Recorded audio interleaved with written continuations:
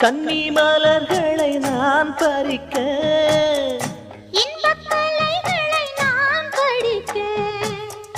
கற்பு நிலைகளில் நான் பழக அன்பு உறவினில் நான் மயங்க கொத்து மலர நீ சிரிக்க நீ சிரிக்க